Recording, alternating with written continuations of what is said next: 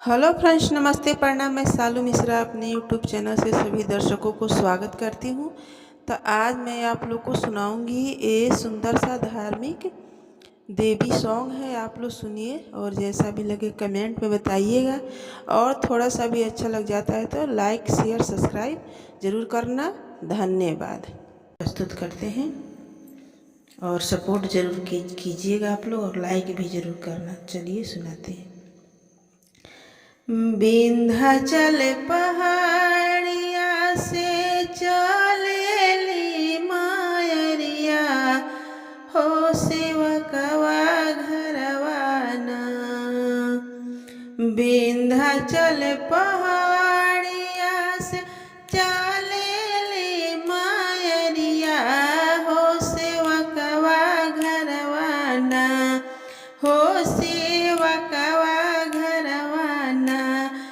ओढ़े लाला की चुंदरिया, हो सेवकवा घरवाना।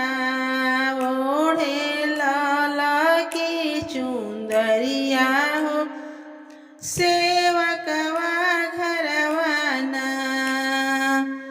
बीचे ही राहिया में मालिन फूलावरिया, हो से गमकत रहे ना।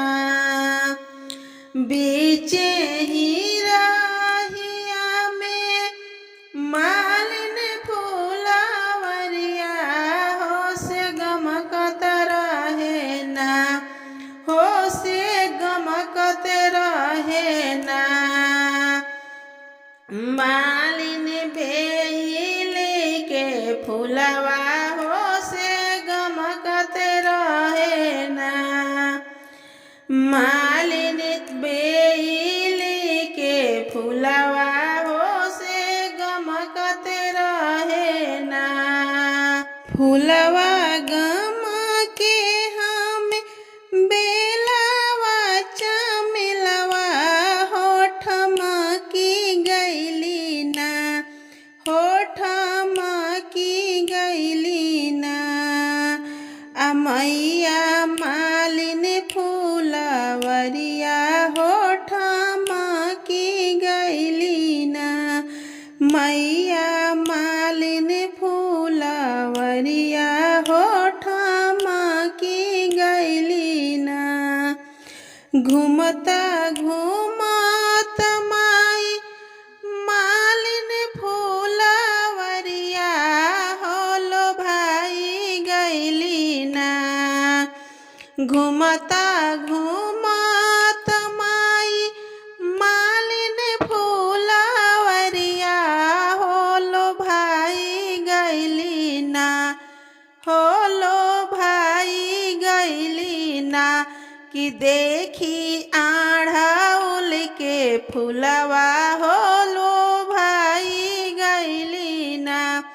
देखी आढ़ौल के फूलवा, होलो भाई गैली ना। भीतरा तू बाड़ू की बहरे मालिनिया, हो बताई दे तू ना। भीतरा तू बाड़ू की बहरे मालिनिया, हो बताई दे तू ना। कि मालिन आढ़ौल के दमवा, हो बताई दे तू ना। मालिन आढ़ौल के दमवा, हो बताई दे तू ना। कहवा से अइलो तिरिया, कहवा के जइबू, हो के कर बाड़ू ना। हो के कर बाड़ू ना। तू सुंदर जननिया, हो के कर बाड़ू ना। तू सुंदर जननिया, हो के कर बाड़ू ना। कहवा से अइलो तिरिया,